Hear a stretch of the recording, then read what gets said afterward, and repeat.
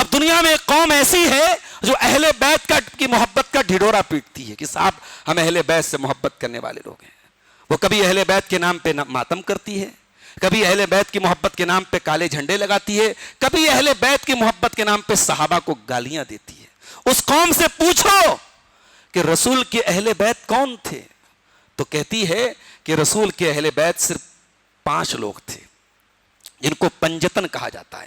اللہ کے رسول صلی اللہ علیہ وسلم, آپ کی بیٹی فاطمہ, آپ کے داماد علی, آپ کے نواسے حسن اور حسین, یہی 5 لوگ اہل بیت ہیں بس. ان سے پوچھو نبی کی بیویاں کہاں گئیں, ازواج مطہرات کہاں گئی, کہتے نہیں صاحب وہ اہل بیت میں داخل نہیں ہے. قرآن کریم کی یہ آیت 12ویں پارے کی یہ آیت ان روافض کے منہ پر تھپڑ رسید کرتی ہے کہ تم جھوٹے لوگ ہو, تم مکار لوگ ہو. قرآن کے حساب سے اہل بیت سے مراد سب سے پہلے انسان کی بیوی ہوتی ہے. حرام سے اگر آپ کو ریٹرن زیادہ مل رہا ہے, آج کل ہمارے نوجوان ایسی جگہ انویسٹمنٹ کرنا چاہتے ہیں جہاں ریٹرن زیادہ ملے, ہائیلی ایکسپیکٹڈ ریٹرنز. یہ فوریکس ٹریڈنگ, یہ کرپٹو کرنسی, یہ الا یہ بلا, اور یہ ڈریم 11 اور یہ آن لائن, یہ جتنے سٹے بازی کے ایپس ہیں, یہ کیوں ہمارا نوجوان کیوں بھاگ رہا ہے؟ اسے ہائیلی ایکسپیکٹڈ ریٹرنز چاہیے. وہ چاہتا ہے کہ راتوں رات میں 1 لاکھ لگاؤں, کل مجھے 2 لاکھ مل جائے. اسے ڈبل کرنا ہے, تو ڈبل کرنے کے چکر میں وہ اپنی دولت کو لوٹا رہا ہے. حلال طریقے سے جو ریٹرنز مل رہے ہیں میرے بھائیوں, قرآن کہہ رہا ہے بقیت اللہ خیر لکم ان کنتم مؤمنین. اللہ نے حلال طریقے سے جو بچت آپ کے مقدر میں لکھی ہے وہ آپ کے لیے بہتر ہے.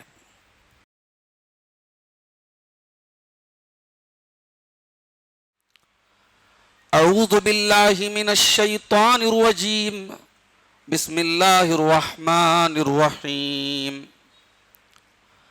وما من دابة في الأرض إلا على الله رزقها ويعلم مستقرها ومستودعها كل في كتاب مبين. محترم حاضرین, آج 12ویں تراویح ادا کی گئی اور 12ویں پارے کی کچھ آیات کی تفسیر آج آپ کے سامنے انشاءاللہ پیش کی جائے گی. 12ویں پارے کی شروعات ہو رہی ہے سورہ ہود سے, اور 12ویں پارے کی پہلی آیت میں اللہ تعالیٰ نے اس حقیقت کا اعلان کیا کہ روئے زمین پر جتنے بھی جاندار ہیں ان سب کی روزی اللہ تبارک و تعالیٰ نے اپنے ذمہ لی ہے. وَمَا مِن دَابَّةٍ فِي الْأَرْضِ إِلَّا عَلَى اللَّهِ رِزْقُهَا. زمین کے اندر جتنے بھی چوپائے ہیں, عربی میں دابہ کہتے ہیں رینگنے والی چیز کو, دب یا دبو کے معنی رینگنا, چلنا, لیکن یہاں دابہ سے مراد تمام جاندار ہیں, چاہے وہ انسان ہوں, چاہے وہ جانور ہوں, چاہے وہ درندے ہوں, چرندے ہوں, پرندے ہوں, سب شامل ہیں. وَمَا مِن دَابَّةٍ فِي الْأَرْضِ إِلَّا عَلَى اللَّهِ رِزْقُهَا.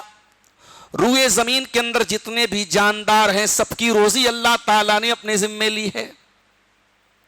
وَيَعْلَمُ مُسْتَقَرَّهَا وَمُسْتَوْدَعَهَا. اور اللہ کو پتا ہے کہ ان کا ٹھکانہ کیا ہے, اور اللہ کو پتا ہے کہ ان کو جانا کہاں ہے. اچھا, روزی اللہ نے سب کی اپنے ذمے لی ہے, اس کا کیا مطلب؟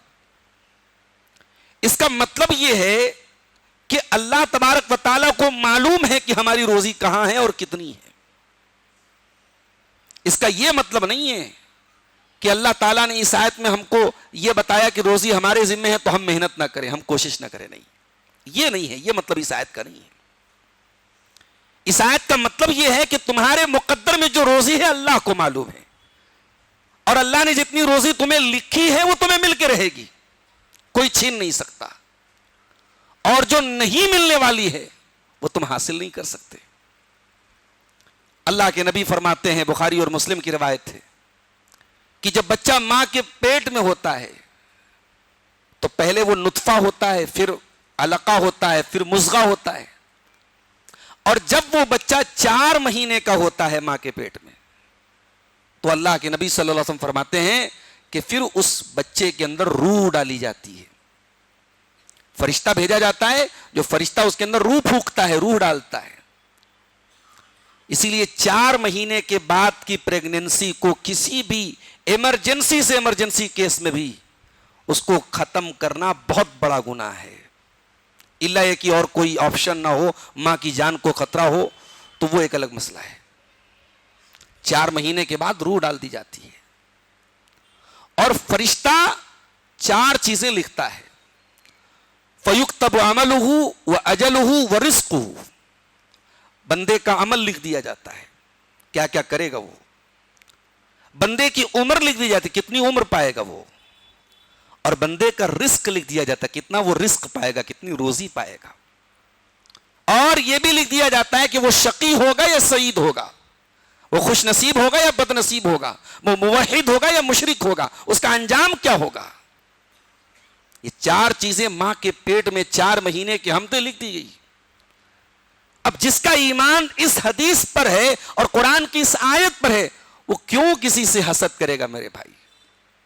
وہ کیوں کسی کی ترقی دیکھ کے جلے گا. وہ کیوں کسی کی دولت دیکھ کر کے اپنا سر پھوڑے گا. نہیں پھوڑ سکتا وہ. اگر کوئی کسی کی دولت دیکھ کے حسد کر رہا ہے, جل رہا ہے, جل رہی ہے, اس کا مطلب کہ اسے اللہ کی تقدیر پر ایمان نہیں ہے. بھئی ہم حسد کر کے کریں گے کیا. حسد کر کے ہم سامنے والے کا تو کچھ نہیں بگاڑ سکتے, اس کی تو روزی لکھی ہے نا. ابھی سورہ یوسف آگے آئے گی, اسی 12ویں پارے میں سورہ یوسف بھی آنے والی ہے. یوسف علیہ السلام کے بھائیوں نے ان سے حسد کیا. انہیں یہ لگا کہ ہمارا باپ ہم سے زیادہ ان سے کیوں محبت کرتا ہے. انہوں نے یوسف علیہ السلام کو ہی راستے سے ختم کرنے کا پلان کیا, ان کو لے جا کے کنویں میں ڈال دیا. تو کیا یوسف علیہ السلام مٹ گئے, ختم ہو گئے؟ نہیں. یوسف علیہ السلام کے ساتھ اتنا برا کرنے کے بعد بھی وہ دن آیا کہ یوسف علیہ السلام مصر کے بادشاہ کی گدی پر پہنچ گئے, اور یہ بھائی ان کے سامنے مجرم کی طرح جا کے سر جھکا کے کھڑے تھے. تو عربی میں کہاوت ہے, الحسود لا تسود, حسد کرنے والا کبھی آگے نہیں بڑھتا ہے. تو قرآن کی 12ویں پارے کی پہلی آیت ہمیں درس دے رہی ہے کہ روزی روٹی کے لیے محنت کریں.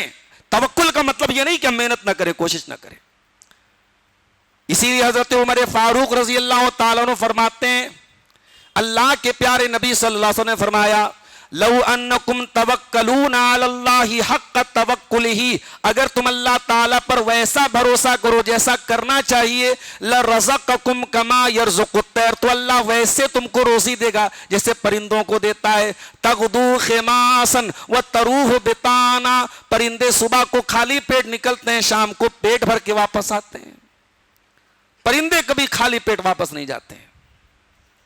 اور آپ یہ بھی یاد رکھیے, کبھی یہ دماغ میں نہ آئے کہ صاحب مجھے جو روزی مل رہی ہے میرے ٹیلنٹ سے مل رہی ہے, میری طاقت سے مل رہی ہے.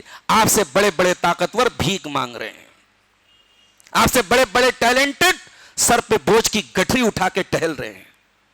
یہ دولت آپ کے ٹیلنٹ, آپ کی محنت سے نہیں ملتی, اللہ دیتا ہے میرے پیارے ساتھیوں. اللہ, ہم تمام محنت کے بعد ہمیں بھروسہ اور یقین اللہ کی ذات پہ رکھنا چاہیے, توکل اس کی ذات پہ رکھنا چاہیے. وہ اگر چاہتا ہے تو بغیر اسباب کے بھی کسی کو روزی دے دیتا ہے. دنیا میں بہت سارے ایسے جانور ہیں, ایسے انسان ہیں جو اپاہج ہیں, پیرالائزڈ ہیں, اللہ تعالیٰ ان کو بھی غذا پہنچاتا ہے, ان کی بھی خوراک کا انتظام کرتا ہے. وما من دابۃ فی الارض الا علی اللہ رزقها, روئے زمین میں جتنے جاندار ہیں سب کی روزی اللہ کے ذمہ ہے. اب یہ سوچو, دنیا میں کروڑوں انسان ہیں, کروڑوں جانور ہیں, کروڑوں پرندے ہیں, سب کی روزی کہاں رکھی ہے, کتنی رکھی ہے, یہ اللہ کو معلوم. اس اللہ کی نالج کا لیول کیا, اس کے علم کا لیول کیا ہے, اس کا علم کیسا ہے, اس کے علم کا اندازہ لگاؤ. وَيَعْلَمُ مُسْتَقَرَّهَا وَمُسْتَوْدَعَهَا, اور اللہ تعالیٰ جانتا ہے کہ ہمارا ٹھکانہ کہاں ہے اور ہمارا مستودع کہاں ہے. مستقر کے معنی ٹھکانہ, اور مستودع کے معنی جہاں انسان کو جانا ہے. اب اس کی تفسیر میں علماء نے الگ الگ باتیں کہی ہیں. ایک قول یہ ہے کہ مستقر سے مراد ماں کا پیٹ ہے, بچہ ماں کے پیٹ میں ہوتا ہے, اللہ کو معلوم ہے. ایک قول یہ ہے کہ مستقر سے مراد باپ کی صلب ہے, جو منی جس سے انسان کی تخلیق ہوتی ہے وہ صلب سے نکلتی ہے, باپ کی پیٹ سے نکلتی ہے. تو ایک قول یہ ہے کہ مستقر سے مراد وہ ہے. الگ الگ اقوال ہیں, خلاصہ سب کا یہ ہے کہ ہمارا ٹیمپرری, ہمارا جو ٹھکانہ ہے وہ بھی اللہ کو معلوم ہے، اور پرماننٹ جو ٹھکانہ ہے وہ بھی اللہ کو معلوم. ہم دنیا میں جب تک زندہ ہیں کہاں رہیں گے یہ بھی اللہ کو معلوم ہے، اور ہم کہاں مریں گے، کہاں موت آئے گی، کہاں قبر بنے گی ہماری، یہ بھی اللہ کو معلوم ہے. وما تدری نفس بأی ارض تموت، کوئی نہیں جانتا کہ وہ کہاں مرے گا، کب مرے گا، اللہ کو معلوم ہے. اس کے بعد اگلی آیت جو ہمارے سامنے آتی ہے میرے بھائیوں، وہ بہت بڑی ہمیں وارننگ دے رہی ہے. رمضان کا مہینہ چل رہا ہے، تراویح کی نماز ہم نے پڑھی ہے، ابھی باہر سفرا بیٹھے ہوئے ہیں، ہم میں سے بہت سارے لوگ ان کو صدقہ خیرات بھی دے رہے ہیں، زکوٰۃ بھی دے رہے ہیں. رمضان میں بہت سارے لوگ عمرہ کرنے بھی جا رہے ہیں. یہ تمام نیکیوں کے جو کام ہیں، ان تمام نیکی کے کاموں کے پیچھے ہمارا انٹینشن کیا ہے، ہماری نیت کیا ہے؟ اگر ہماری نیکیوں کے پیچھے ہماری نیت اللہ کو راضی کرنا ہے تب تو بہت اچھی بات ہے، ہمیں ثواب ملے گا. اور اگر ہماری نیت یہ ہے کہ صاحب ہمیں دنیا میں عزت مل جائے، نام مل جائے، ہم عمرہ کر لیں تاکہ لوگ کہیں کہ صاحب بڑا پیسے والا آدمی ہر سال عمرہ کر رہا ہے، ہم صدقہ خیرات دیں تاکہ لوگ یہ کہیں کہ صاحب یہ بہت بڑا دھنی سیٹ ہے، بڑا سخی داتا ہے، حاتم تائی کا باپ ہے، بہت اللہ کی راہ میں صدقہ دے. اگر ہماری نیت یہ ہے تو آئیے ذرا ہمارا انجام کیا ہوگا، ذرا ہم قرآن کی آیت کو دیکھیں.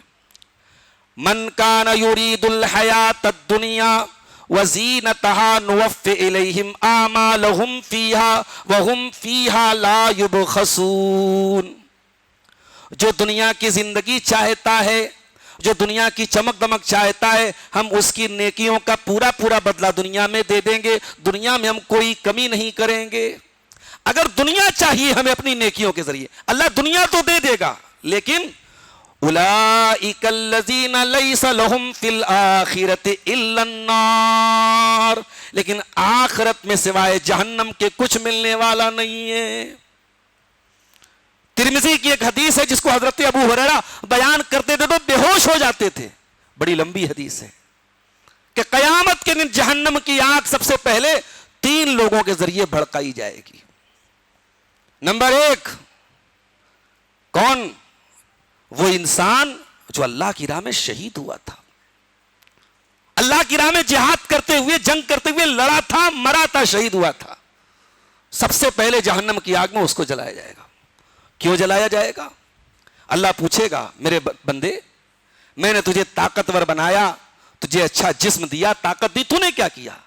بندہ کہے گا قاتلت فیک حتی استشہدت، اے اللہ تیری راہ میں لڑتے لڑتے شہید ہو گیا. اللہ فرمائے گا تو جھوٹ بول رہا ہے، تو جھوٹ بول رہا ہے، تو اس لیے لڑا، تو اس لیے مرا کہ دنیا میں تجھے تمغے ملے، تجھے جو ہے ایوارڈ ملے، تجھے میڈل ملے، دنیا میں تجھے نام ملے، وہ تجھے مل گیا. اور پھر اس کو اللہ تعالیٰ ذلیل کر کے جہنم میں ڈال دے گا. پھر دوسرے نمبر پہ مولانا صاحب آئیں گے، عالم صاحب آئیں گے، حافظ صاحب آئیں گے. اے میرے بندے، میں نے تجھے قرآن کا حافظ بنایا، قرآن کا عالم بنایا، قرآن دیا تجھے، تو نے کیا کیا؟ بندہ کہے گا اللہ رات دن قرآن پڑھتا رہا، پڑھاتا رہا، سیکھتا رہا، سکھاتا رہا، راتیں قرآن کی تلاوت میں گزری، دن قرآن کی تلاوت میں گزرا. اللہ فرمائے گا تو جھوٹ بول رہا ہے، تو نے اس لیے قرآن کا علم سیکھا تاکہ کہا جائے کہ بہت بڑا قاری ہے، تو نے اس لیے علم سیکھا کہ کہا جائے بہت بڑا عالم ہے. تیری نیت ہمیں راضی کرنے کی نہیں تھی. اس عالم کو، اس حافظ کو، اس دین کے عالم کو بھی اٹھا کر کے جہنم میں ڈال دیا جائے گا. پھر تیسرے نمبر پہ وہ آدمی آئے گا جو دنیا میں بہت پیسے والا تھا. اللہ پوچھے گا میں نے تجھے دولت دی، اچھا بزنس دیا، اچھا کاروبار دیا، اچھی دولت دی، کیا کیا تو نے؟ کہے گا اے اللہ جہاں مجھے پتا چلا کہ وہاں پیسہ خرچ کرنے سے تو خوش ہوتا ہے، ہر نیکی کے راستے میں نے خرچ کیا. اللہ فرمائے گا تو جھوٹ بول رہا ہے، تو نے دولت ضرور خرچ کی، مدرسوں میں دیا، مسجدوں میں دیا، یتیموں کو دیا، غریبوں کو دیا، مگر تیری نیت کیا تھی؟ دنیا کہے کہ صاحب یہ بہت بڑا جواد ہے، سخی ہے، داتا ہے، دینے والا ہے، تو تجھے جو چاہیے تھا وہ مل گیا، اور اس کے بعد اس کو بھی گھسیٹ کر کے جہنم میں پھینک دیا جائے گا. یہ ہے ریاکار کا انجام. اللہ فرما رہا ہے اولئک الذین لیس لہم فی الآخرۃ الا النار. ایسے دنیا پرست لوگوں کو، ایسے ریاکار لوگوں کو آخرت میں صرف جہنم کی آگ ملے گی. وَحَبِطَ مَا صَنَعُوا فِيهَا وَبَاطِلٌ مَا كَانُوا يَعْمَلُونَ. اور جو بھی وہ عمل کر کے آئیں گے سب برباد ہو جائے گا، ایک بھی عمل اللہ تعالیٰ کے قبول نہیں کیا جائے گا. اسی لیے بخاری شریف کی پہلی حدیث جب ہم بخاری شریف کھولتے پہلی حدیث کون سی آتی ہے؟ انما الاعمال بالنیات، تمام اعمال کی قبولیت کا دار و مدار نیت پر ہے. آپ کی نیت جیسی ہوگی، آپ کا انٹینشن جیسا ہوگا، اسی کے حساب سے اللہ تعالیٰ کے آپ کو ثواب ملے گا. اللہ تعالیٰ کے یہ نہیں دیکھا جائے گا آپ کی عبادتوں کی کوانٹٹی کیا تھی، اللہ تعالیٰ کے یہ دیکھا جائے گا آپ کی عبادت کی کوالٹی کیا تھی، اس میں آپ کی نیت کیا تھی. اس کے بعد اگلی آیت جو ہمارے سامنے آتی ہے وہ حضرت ہود علیہ السلام کی قوم کا ایک جملہ اللہ تعالیٰ نے نقل کیا ہے. ہود علیہ السلام جب اپنی قوم کو تبلیغ کرتے ہیں، سمجھاتے ہیں، تو ہود علیہ السلام کی قوم کیا کہتی ہے؟ فقال الملأ الذين كفروا من قومه ما نراك الا بشرا مثلنا. اے ہود، ہم تو یہ دیکھتے ہیں کہ تم ہمارے جیسے انسان ہو. وما نراك اتبعك الا الذين هم اراذلنا بادي الرأي. اور اے ہود، ہم یہ دیکھتے ہیں کہ آپ کی پیروی کرنے والے سب نیچ لوگ ہیں، سب کمزور لوگ ہیں، سب لیبر کلاس کے لوگ ہیں.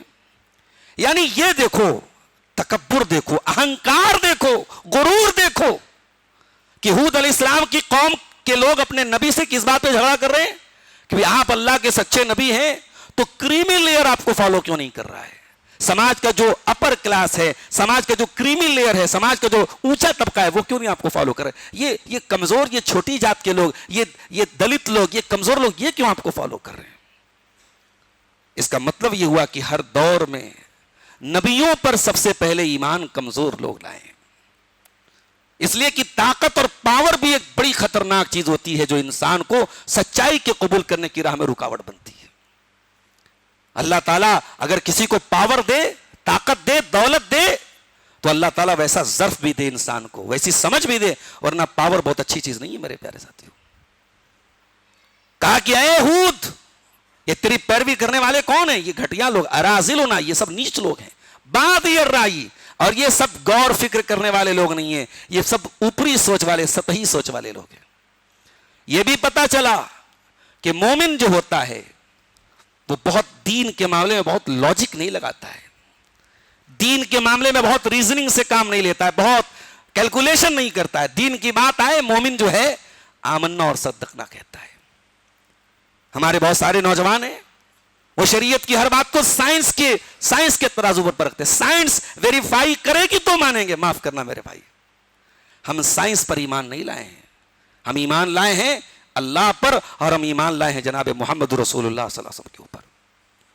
سائنس ایک علم ہے، ایک نالج ہے، اور سائنس کی بنیاد ٹروتھ اینڈ فالس پر ہے. سائنس کی بنیاد ایکسپیریمنٹ پر ہے. سائنس آج ایک بات کہہ رہی ہے، 100 سال کے بعد سائنس اس کو جھٹلا بھی سکتی ہے. مگر قرآن کے ساتھ یہ معاملہ نہیں. قرآن پہلے دن سے کہہ رہا ہے الف لام میم ذالک الکتاب لا ریب فیہ. اس قرآن میں شک کی کوئی گنجائش نہیں ہے. تو نبیوں کی جو پیروی کرنے والے لوگ تھے وہ بہت غور فکر کر کے، بہت وچار کر کے، بہت ریزننگ کے ساتھ وہ فالو نہیں کرتے تھے، وہ نبی کی بات کو مان لیتے تھے. اس کے بعد اللہ تعالیٰ نے حضرت نوح علیہ السلام کا واقعہ بیان کیا. نوح علیہ السلام اس دنیا میں آدم علیہ السلام کے بعد پہلے رسول بن کر کے آئے ہیں دنیا میں. آدم علیہ السلام رسول نہیں تھے، نبی تھے. پہلے رسول کون ہے؟ نوح علیہ السلام. اور نوح علیہ السلام ایسے رسول ہیں کہ قرآن میں 5 نبیوں کو اللہ نے فرمایا کہ یہ اولو العزم رسول ہیں. 5 رسول ایسے ہیں جنہوں نے اللہ کے دین کے لیے بہت تکلیف جھیلی ہے. کون کون ہے وہ؟ نوح علیہ السلام ہے، ابراہیم علیہ السلام ہے، موسیٰ علیہ السلام ہے، عیسیٰ علیہ السلام ہے، اور جناب محمد رسول اللہ صلی اللہ علیہ وسلم ہے. 950 سال تک اللہ کا یہ پیغمبر دین کی تبلیغ کرتا رہا، سمجھاتا رہا، مناتا رہا. مگر قوم شرک و بدعت میں لت پت ہو گئی تھی. اور یہی اولیاء پرستی، یہی اکابر پرستی. حضرت نوح علیہ السلام کی قوم نے جو بت بنائے تھے، 29ویں پارے میں ان بتوں کا نام آیا ہے وَلَا تَذَرُنَّ وَدًّا وَلَا سُوَاعًا وَلَا يَغُوثَ وَيَعُوقَ وَنَسْرًا. یہ جتنے بت ان کے تھے یہ سب ان کے نیک لوگوں کے نام تھے جن کے بت بنا کے انہوں نے رکھے تھے. جب یہ نیک لوگ مر گئے تو شیطان نے پہلے دماغ میں ڈالا ان کی تصویر بنا لو تاکہ ان کی یادگار رہے. پھر اگلی جنریشن آئی تو تصویر سے بت بن گیا. آج مسلمانوں میں وہی تو ہو رہا ہے. ارے ایسے لوگوں کی قبریں ہیں جن پر آج عرس ہو رہا ہے، چادر چڑھائی جا رہی ہے، جو زندگی میں بھانگ کھاتے تھے، شراب پیتے تھے، نشہ کرتے تھے، پاگلوں کی طرح گھومتے تھے، آج مر گئے تو لوگوں کی بگڑی بنانے والے بن گئے۔ زندگی میں جو دوسروں کا محتاج تھا، مرنے کے بعد لوگوں کو اولاد بانٹنے لگا، لوگوں کی بگڑی بنانے لگا، لوگوں کو شفا دینے لگا۔ آج کتنی قبریں ہیں، کتنے مزار ہیں ہندوستان میں جن کا یہ حال ہے۔ ہمارے بنارس میں ایک پاگل بابا کا مزار ہے، زندہ تھے تو پاگل تھے، بچے پتھر مارتے تھے، مر گئے تو صاحب ان کا بہت بڑا مزار بن گیا، پاگل بابا کا مزار بن گیا۔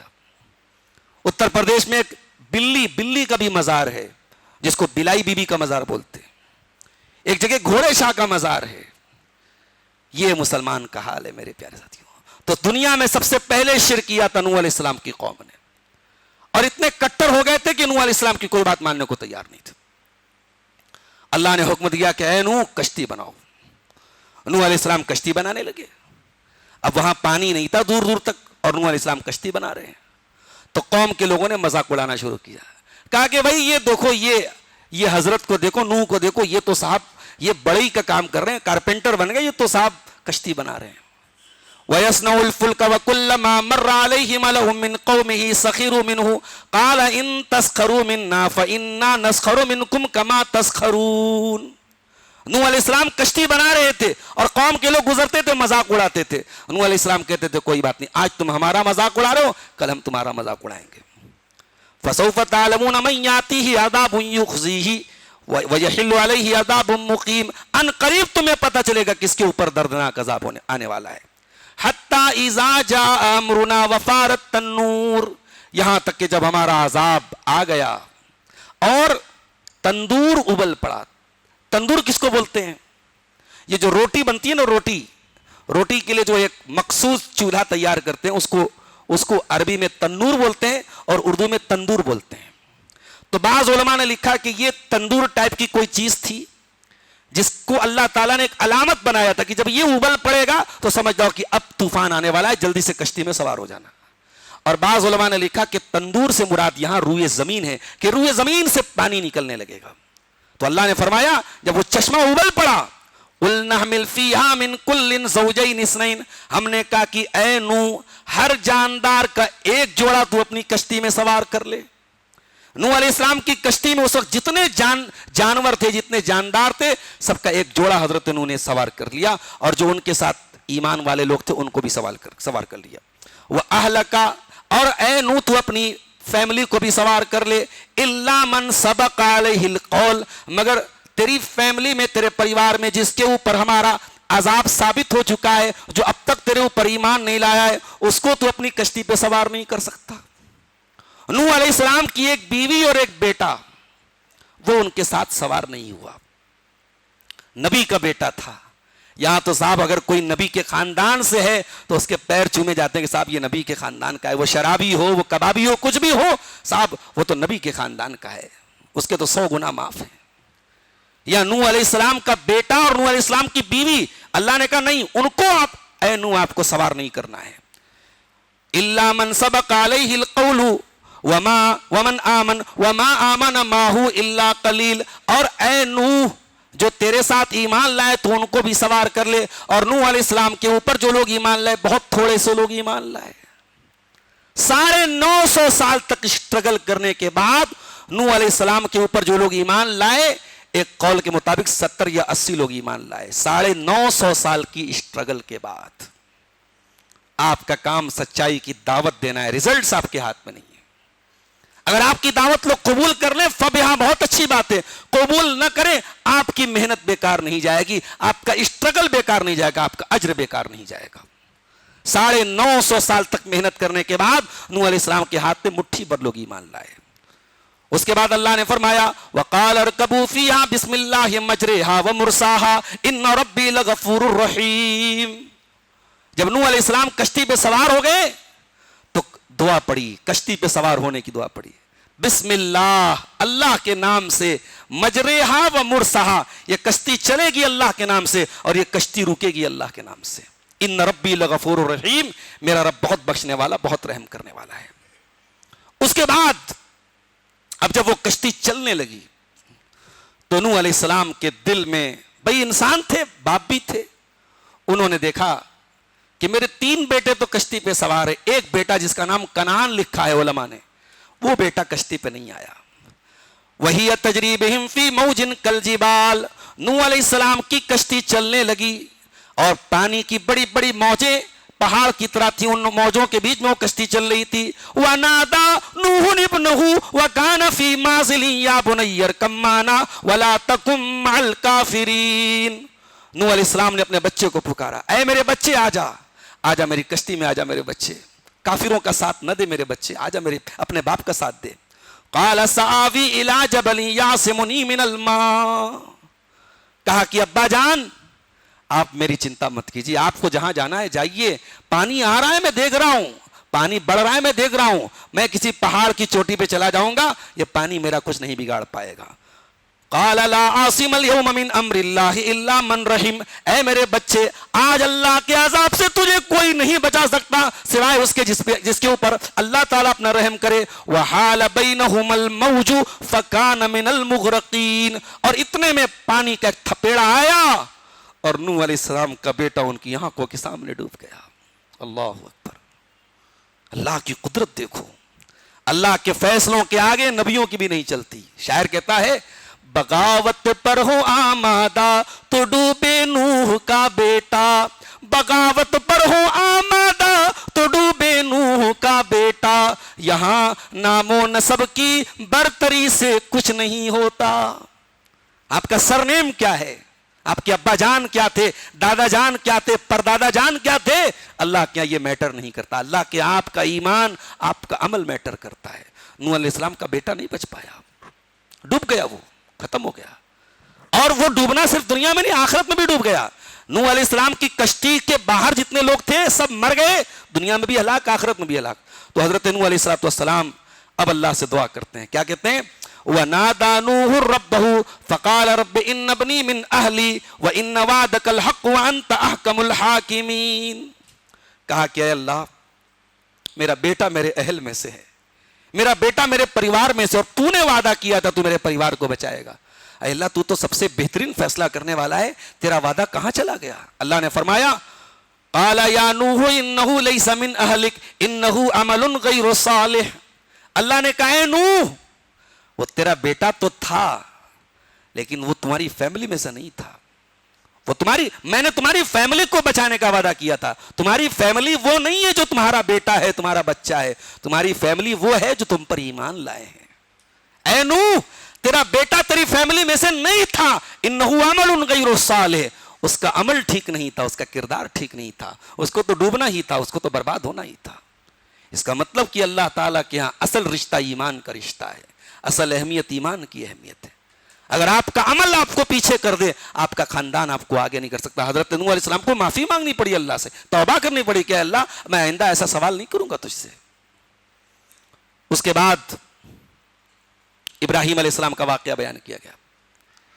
ابراہیم علیہ السلام کے بھتیجے تھے لوط علیہ السلام، اور لوط علیہ السلام کی جو قوم تھی دنیا میں سب سے پہلے یہ جو ہومو سیکسولیٹی ہے، جو مرد کا مرد کے ساتھ ناجائز تعلق ہے، یہ جو گندگی ہے، اس گندگی کی شروعات لوط علیہ السلام کی قوم نے کی تھی.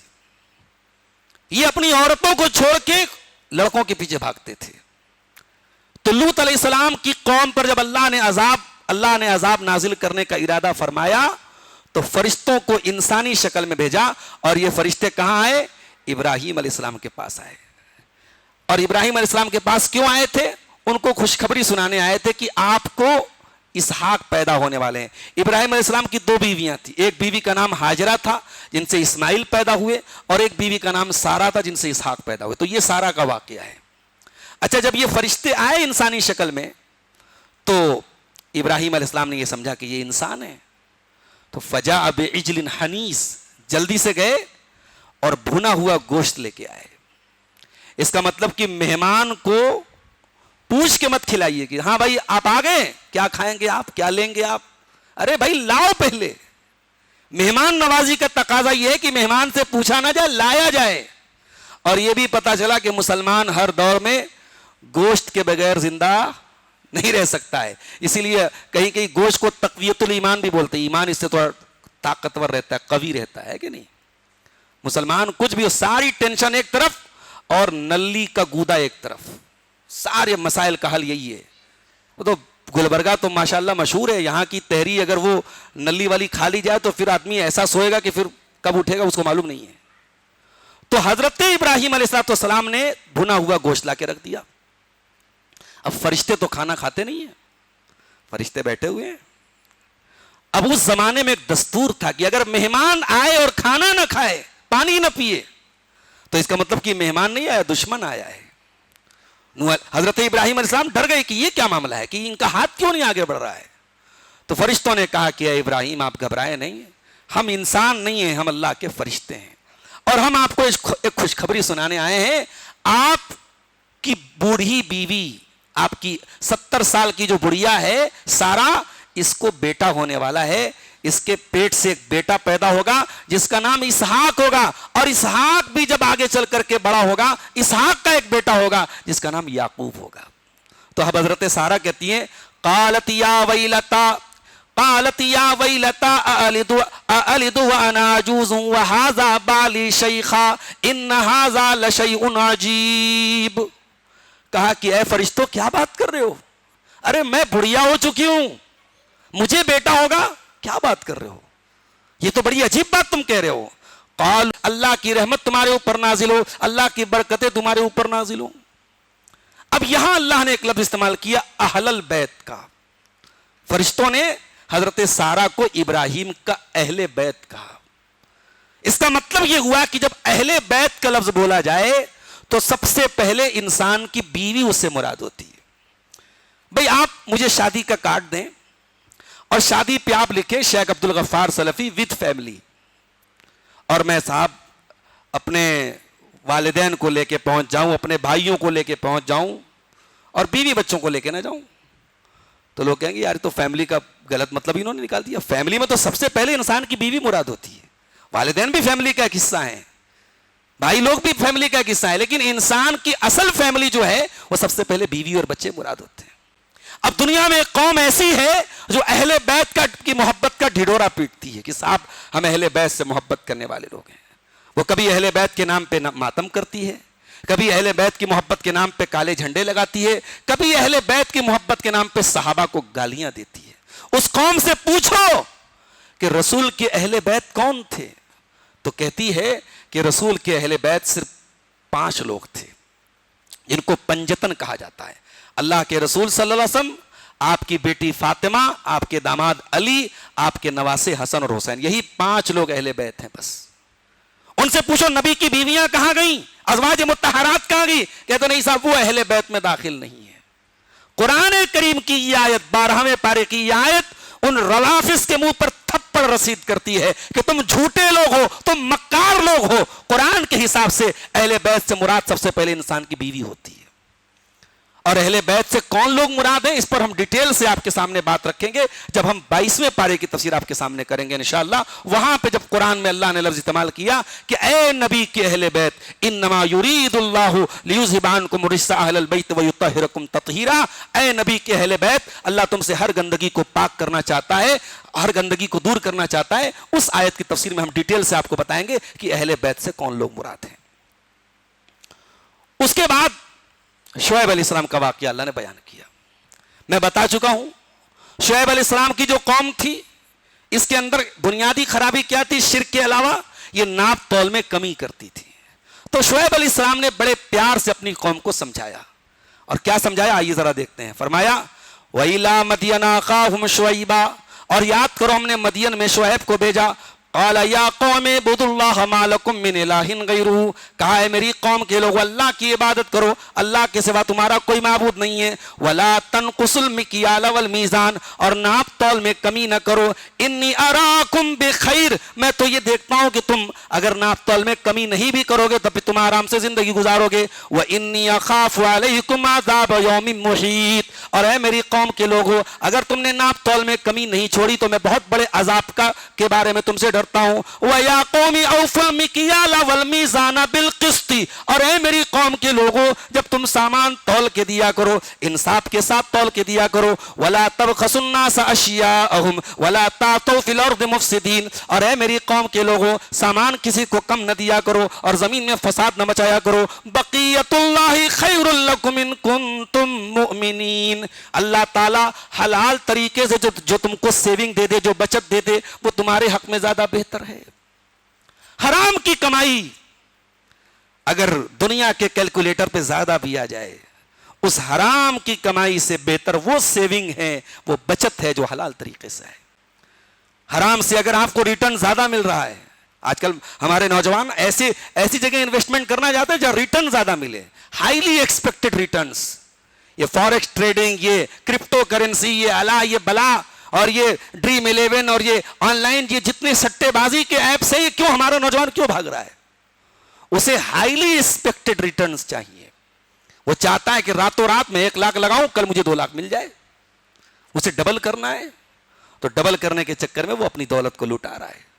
حلال طریقے سے جو ریٹرنز مل رہے ہیں میرے بھائیوں، قرآن کہہ رہا ہے بقیت اللہ خیر لکم ان کنتم مؤمنین، اللہ نے حلال طریقے سے جو بچت آپ کے مقدر میں لکھی ہے وہ آپ کے لیے بہتر ہے۔ اس کے بعد اللہ نے ایک بہت اہم اصول بیان کیا کہ ظالم کی طرف کبھی آپ کا میلان نہیں ہونا چاہیے، ظالم کی طرف آپ کا جھکاؤ نہیں ہونا چاہیے۔ اس وقت ہم دیکھ رہے ہیں دنیا کے حالات کیا ہیں، مڈل ایسٹ پورا جل رہا ہے، اور یہ مڈل ایسٹ کی آگ کہاں تک پہنچے گی اللہ زیادہ بہتر جانتا ہے۔ اور ہم یہ بھی جانتے ہیں یہ کوئی کفر و اسلام کی لڑائی نہیں ہے، یہ جتنی لڑائیاں ہو رہی ہیں ان کے پیچھے کہیں پاور ہے، پاور اور ستا کا نشہ ہے، اپنی دادا گیری چمکانا ہے، کہیں حکومت کو ختم کر کے اپنا پوپٹ وہاں بٹھانا یہ مقصد ہے ان جنگوں کا، کہیں یہ ہے کہ صاحب ہمارے خلاف کوئی آواز کیوں اٹھا رہا ہے۔ تو یہ جو گلوبل وارز ہیں، یہ جو عالمی جنگیں ہیں، یہ اتنی سمپل نہیں جتنی سمپل ہم ان کو سمجھ رہے ہیں۔ ان کو کفر اور اسلام کی جنگ مت سمجھیے، لیکن ایک اصول یاد رکھیے، ہم ان تمام جنگ کے حالات میں ہم کبھی بھی کسی ظالم کا سپورٹ نہیں کریں گے، یہ ہمارا بنیادی رول ہونا چاہیے، ہم عدل کی بات کریں گے۔ آج ٹھیک ہے ایران کے اوپر حملہ ہوا ہے، آج بہت سارے لوگ باتیں کر رہے ہیں، لیکن ہم جانتے ہیں کہ ایران کا معاملہ اتنا سمپل نہیں جتنا ہم سمپل اس کو سمجھ رہے ہیں۔ عراق میں جو مسلمانوں پر تباہی آئی اس میں ایران کا پورا سپورٹ شامل تھا، سیریا میں لاکھوں مسلمان مارے گئے، ایران کا پورا سپورٹ حاصل تھا۔ یہ ایران جو آج اپنے آپ کو بہت بڑا دنیا کا ہیرو بن رہا ہے اور یہ کہہ رہا ہے کہ صاحب ہم اکیلے جنگ لڑ رہے ہیں، اسلام کی جنگ لڑ رہے ہیں، یہ بکواس بات ہے۔ ایران پر اسرائیل جو ظلم کر رہا ہے ہم اس ظلم کو کنڈیم کرتے ہیں، وہ ظلم غلط ہے، وہ مکاری ہے امریکہ اور اسرائیل کی، مگر ایران دودھ کا دھلا نہیں ہے، ایران کے ہاتھ سنیوں کے خون سے رنگے ہوئے ہیں۔ یہ پورا سیریا، پورا عراق اور یہ پورا مڈل ایسٹ جو ہے پریشان ہے اس ایران کی لڑائیوں سے۔ تو اس وقت جو حالات بن رہے ہیں گلوبل وارز کے، ان حالات میں ہمارا اگر اسٹینڈ آپ پوچھے تو ہمارا سیدھا سا اسٹینڈ ہے جو قرآن کی آیت ہمیں بتا رہی ہے، وَلَا تَرْكَنُوا إِلَى الَّذِينَ ظَلَمُوا فَتَمَسَّكُمُ النَّارُ، خبردار ظالموں کی طرف تمہارا جھکاؤ نہیں ہونا چاہیے، جو ظالم ہے وہ ظالم ہے، ہم کسی ظالم کے سپورٹ میں کوئی بات نہیں کریں گے، ہر طریقے کے ظلم کے ہم خلاف ہیں، لیکن ہاں کسی سے ہمارا مسلکی اختلاف ہے، عقیدے کا اختلاف ہے، اس بنیاد پہ ہم اس کے خلاف کھڑے ہو کے ظالم کی صف میں کھڑے ہو جائیں، ہم اس کو بھی مناسب نہیں سمجھتے۔ ہم ہر ظالم کے خلاف ہیں، اگر وہ ظالم امریکہ کی شکل میں، اسرائیل کی شکل میں، تب بھی ہم اس ظلم کو کنڈم کرتے ہیں، اور اگر وہ ظلم ایران کی طرف سے ہوا تو ہم اس ظلم کو بھی کنڈم کرتے ہیں۔ وَلَا تَرْكَنُوا إِلَى الَّذِينَ ظَلَمُوا، خبردار اے مومنو تم ظالموں کی طرف جھکاؤ مت کرو، ظالموں کی طرف تمہارا میلان نہ ہو، فَتَمَسَّكُمُ النَّارُ، ورنہ جہنم کی آگ تم کو پکڑ لے گی، وَمَا لَكُم مِّن دُونِ اللَّهِ مِنْ أَوْلِيَاءَ، اور اللہ کے سوا تمہارا کوئی مددگار نہیں ہوگا۔ اس کے بعد ہمارے سامنے سورہ یوسف شروع ہوتی ہے۔ سورہ یوسف میں اللہ تعالیٰ نے بہت ڈیٹیل سے واقعہ بیان کیا ہے، حضرت یوسف علیہ السلام کا واقعہ، اور یوسف علیہ السلام کا واقعہ واقعی میں بہت بہترین واقعہ ہے، اور میں آگے چل کے بتاؤں گا کہ یوسف علیہ السلام کے پورے واقعے کا خلاصہ اللہ نے ایک آیت میں بیان کیا ہے۔ یوسف علیہ السلام کی پوری زندگی میں کیا کچھ ہوا اس کا خلاصہ آگے اللہ تعالیٰ نے سورہ یوسف کی ایک آیت میں بیان کیا، وہ میں کل بیان کروں گا آپ کے سامنے۔ شروعات ہوتی ہے سورہ یوسف کی ایک خواب سے۔ حضرت یوسف علیہ السلام ایک خواب دیکھتے ہیں. اذ قال یوسف لأخیہ یا ابت انی رأیت 11 کوکبا والشمس والقمر رأیتہم لی ساجدین. یوسف علیہ السلام نے اپنے باپ سے کہا ابا جان میں نے خواب دیکھا ہے, میں نے دیکھا کہ 11 ستارے ہیں, سورج ہیں اور چاند ہے اور مجھے سجدہ کر رہے ہیں. یوسف علیہ السلام کے جو باپ تھے یعقوب علیہ السلام, انہی کا دوسرا نام اسرائیل تھا. یہ جو اسرائیل بنا ہے نا, گریٹر اسرائیل جو اپنے آپ کو کہہ رہا ہے, یہ اپنا گرینڈ فادر قرار دیتا ہے ان کو, یعقوب علیہ السلام کو. انہی یعقوب علیہ السلام کے 12 بیٹوں سے بنی اسرائیل کی نسل چلی تھی. تو یعقوب علیہ السلام کا ہی دوسرا نام اسرائیل تھا, یہ بات یاد رکھیے آپ. تو یعقوب علیہ السلام نبی تھے اور باپ تھے, اپنے بیٹے کا مقام بھی سمجھتے تھے, بیٹے کو بچپن سے ہی جانتے تھے میرا بیٹا کتنا نیک ہے, شریف ہے. یعقوب علیہ السلام سمجھ گئے کہ یہ جو خواب ہے میرے بیٹے کا, یہ کوئی نارمل خواب نہیں ہے, یہ کوئی سمپل خواب نہیں ہے. اس خواب کی تعبیر یہ ہے میرے بیٹے کو بہت بلند مقام ملے گا. اور یعقوب علیہ السلام یہ بھی جانتے تھے کہ یوسف کے جو 10 بھائی الگ ماں سے ہیں اور یوسف اور اس کے ایک بھائی بنیامین الگ ماں سے ہیں, جو 10 بھائی ایک ماں سے ہیں, وہ بھائی یوسف علیہ السلام سے حسد رکھتے ہیں, جلن رکھتے ہیں. اسی لیے حضرت یعقوب نے فوراً اپنے بچے سے کہا یا بنی لا تقصص رؤیاک علی اخوتک, اے میرے بچے اپنا خواب تو اپنے بھائیوں کو مت بتانا. چھوٹے سے ہیں یوسف علیہ السلام, باپ کہہ رہا ہے خبردار اپنا خواب بھائیوں کو مت بتانا. اتنا کہہ کے چھوڑ دیتے یعقوب علیہ السلام, مگر یعقوب علیہ السلام نے اتنا کہہ کے چھوڑ نہیں دیا. کہا فَيَكِيدُوا لَكَ كَيْدًا, اے میرے بچے کہیں ایسا نہ ہو تیرے بھائی لوگ مل کر کے تیرے خلاف کوئی چال چل دیں. ان الشیطان للانسان عدو مبین, شیطان انسان کا بہت بڑا دشمن ہے. کہیں ایسا نہ ہو کہ شیطان تیرے بھائیوں کو تیرے خلاف بھڑکا دے اور کچھ غلط تیرے ساتھ کر بیٹھے. پتہ یہ چلا کہ چھوٹے بچوں کو بھی اگر آپ کسی چیز سے منع کریں تو کوئی کاز, کوئی ریزن, کوئی ویلڈ ریزن بتائیں, بچوں کو بھی دلیل کے ساتھ بتائیں کہ بیٹا یہ کام نہیں کرنا ہے تو کیوں نہیں کرنا ہے. یہ ایک سبق دیا ہے, تربیت کا ایک سبق ہے کہ حضرت یعقوب نے اپنے بچے سے کہا کہ یہ خواب مت بتانا بھائیوں کو. کیوں؟ بھائی لوگ تمہارے خلاف چال چل سکتے ہیں. اچھا ایک اصول سن لیجئے, ہم لوگ جو خواب دیکھتے ہیں اگر اچھا خواب ہے تو اس خواب کو ہم لوگوں سے بیان کر سکتے ہیں, لیکن اگر ہم برا دیکھیں تب کیا کرنا چاہیے؟ اللہ کے نبی فرماتے ہیں کہ اگر کوئی اچھا خواب دیکھے اللہ کی تعریف کرے اور اس خواب کو بیان کرے, اور اگر برا خواب دیکھے فَإِنَّمَا هِيَ مِنَ الشَّيْطَانِ, تو یہ بات یاد رکھی جائے کہ برا خواب شیطان کی طرف سے آتا ہے. فَلْيَسْتَعِذْ بِاللَّهِ مِنَ الشَّيْطَانِ الرَّجِيمِ, انسان اگر برا خواب دیکھے تو اللہ تعالیٰ کی پناہ طلب کرے شیطان مردود سے, اور اس خواب کے شر سے اللہ تعالیٰ کی پناہ طلب کرے, اور اس خواب کو کسی کو بیان نہ کرے. برا خواب کسی سے بیان کرنے کی ضرورت نہیں ہے. اب یہ خواب تو حضرت یوسف نے دیکھا تھا. اب اللہ تعالیٰ کہہ رہا ہے کہ اب یوسف علیہ السلام کے بھائی لوگ ایک دن میٹنگ کرتے ہیں, اور میٹنگ میں کیا کہتے ہیں؟ اذ قالوا ليوسف واخوه احب الى ابينا منا ونحن عصبة ان ابانا لفي ضلال مبين. کہتے ہیں کہ ہمارا باپ ہم 10 بھائیوں کو چھوڑ کے یوسف سے بڑی محبت کرتا ہے. ارے ہم 10 لوگ ایک ساتھ ایک جماعت ہیں, اور وہ یوسف اور اس کا بھائی, ہمارا باپ ان سے زیادہ پیار کرتا ہے. ہمارا باپ سٹھیا گیا ہے, ہمارا باپ بہک گیا ہے, ہمارا باپ گمراہ ہو گیا ہے. اللہ اکبر, یہ نبی کے بیٹے ہیں. حسد کی آگ جب دل میں آتی ہے, دماغ میں آتی ہے, تو اپنے ہی باپ کے خلاف کیسا برا لفظ استعمال کر کے ان ابانا لفی ضلال مبین, ہمارا باپ تو بہک گیا ہے, بھٹک گیا ہے. کیا کیا جائے تب؟ سولوشن کیا ہے؟ اقتلوا یوسف. اللہ اکبر. کہتے اپنے بھائی کو قتل کر دو, یوسف کو قتل کر دو. او اطرحوہ ارضا, یا یوسف کو کہیں ایسی جگہ پھینک کے چلے آؤ کہ وہاں سے واپس نہ آئے. اور جب یوسف نہیں رہیں گے نہ رہے گا بانس نہ بجے گی بانسری. یخل لکم وجہ ابیکم, جب یوسف نہیں رہیں گے تو پھر ہمارا باپ صرف ہم سے محبت کرے گا. ایک سبق یہ ملا کہ اگر آپ کے کئی بچے ہیں تو ٹھیک ہے, نیچرل بات ہے, کسی ایک بچے سے زیادہ محبت ہو سکتی ہے, کسی سے کم محبت ہو سکتی ہے, مگر ظاہر نہیں کرنا ہے آپ کو. بچوں کے ساتھ اگر آپ سامان لاتے عدل کے ساتھ آئیے, سارے بچوں کے لیے لائیے. اگر آپ نے یہ ظاہر کیا کہ آپ ایک بچے کو زیادہ پیار دے رہے ہیں دوسرے کو کم دے رہے ہیں, یہیں سے بچوں کے اندر جو ہے انفیریورٹی کمپلیکس پیدا ہوگا, بچوں کے اندر احساس کمتری پیدا ہوگا, جو آگے چل کر کے حسد کی شکل لے لے گا. بچوں کے درمیان بھی حسد ہوتا ہے, چھوٹے چھوٹے بچے کبھی اپنے بھائیوں کو مار پیٹ دیتے ہیں. تو کہا کہ یوسف کو قتل کر دو, یوسف کو قتل کر دو یا دور کہیں چھوڑ دو, باپ ہمارا پھر ہم سے محبت کرے گا. اور اس کے بعد کہتے ہیں وَتَّكُونُوا مِن بَعْدِهِ قَوْمًا صَالِحِينَ, بعد میں ہم لوگ نیک بن جائیں گے. اللہ, یہ ہے شیطان کی بہت بڑی چال.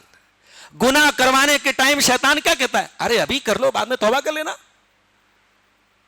رمضان کے روزے کے حالت میں میرے پاس ایک دو فون ابھی آئے کہ صاحب رمضان کے روزے کی حالت میں نے یہ کر دیا, میں نے وہ کر دیا, نامناسب کام کر دیا, غلط کام کر دیا جو روزے کے خلاف ہے. تو انسان یہ کام کر لیتا اور اس کے بعد سوچتا ہے چلو کوئی بات نہیں, قضا کر لیں گے, کفارہ دے دیں گے. گناہ کرنے کے ٹائم یہ خیال ڈالنا کہ بعد میں ہم توبہ کر لیں گے, یہ بھی شیطان کی بہت بڑی چال ہوتی ہے. وہ بات کبھی آئے گا نہیں, اور اس بات کی گارنٹی کیا ہے؟ ہو سکتا ہے گناہ کرنے کے بعد ہمیں توبہ کی توفیق ہی نہ ملے, اس کے پہلے ہم مر جائیں, ہمارا دل دھڑکنا بند ہو جائے, ہارٹ اٹیک آ جائے.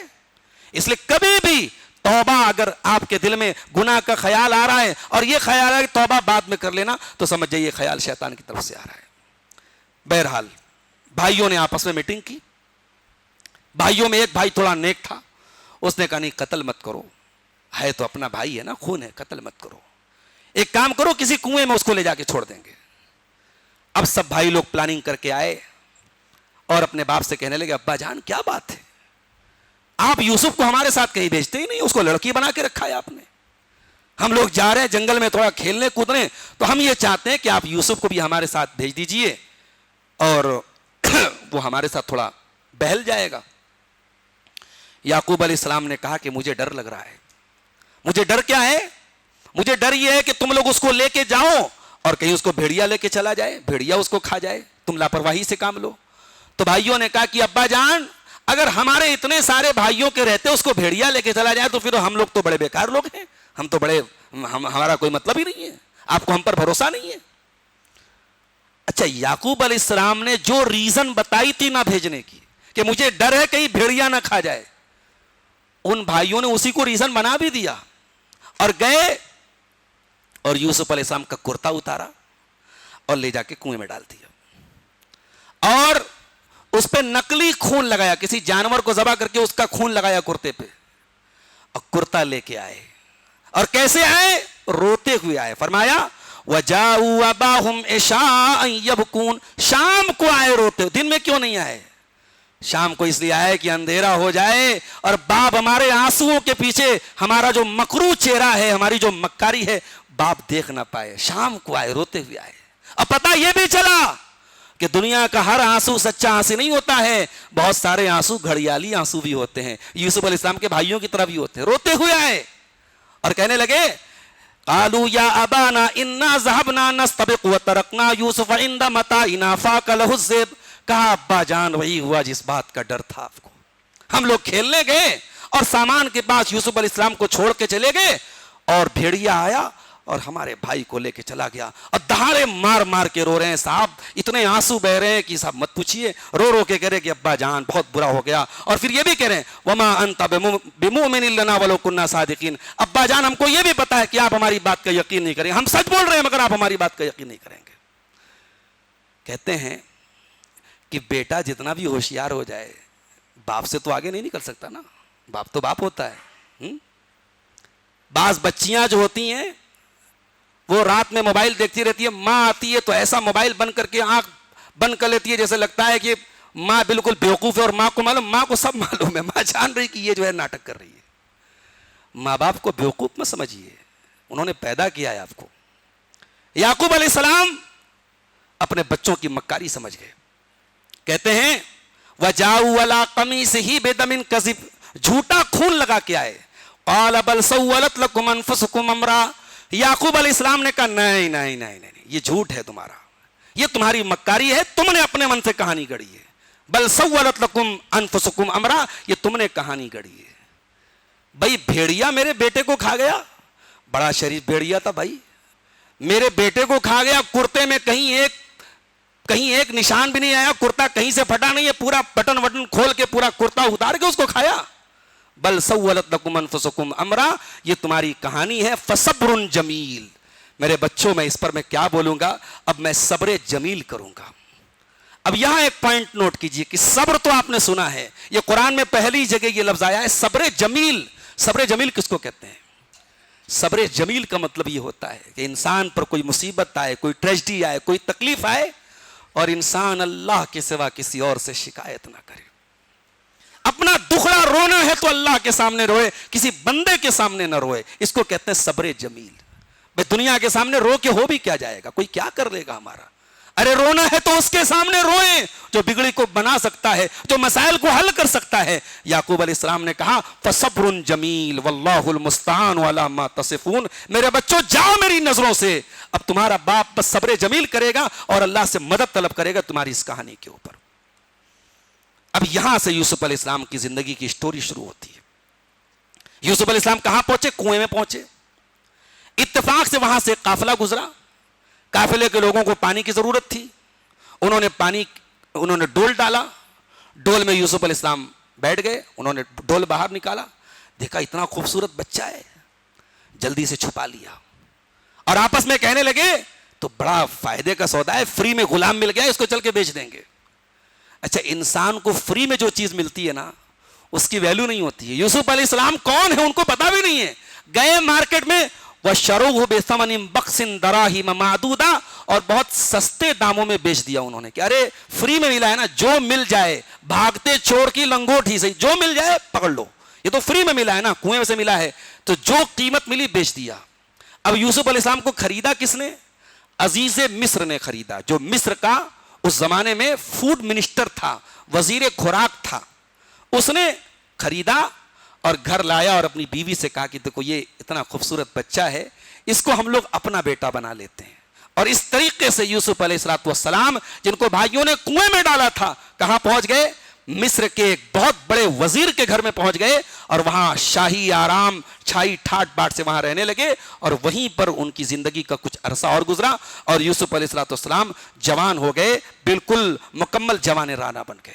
اب جب مکمل جوان ہو گئے تو یوسف علیہ السلام کی زندگی کا ایک اور بہت بڑا امتحان شروع ہو گیا.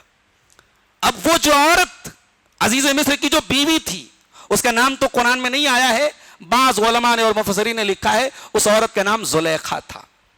اس عورت نے یوسف علیہ السلام جب جوان ہو گئے، ان کی جوانی اور ان کی خوبصورتی، ان کی مردانگی وجاہت دیکھ کر کے وہ عورت فریفتہ ہو گئی اور اس نے یوسف علیہ السلام کو اپنے جال میں پھنسانے کے لیے پلان بنایا. پلان کیا بنایا؟ اللہ نے پورا پلان بھی بیان کیا ہے.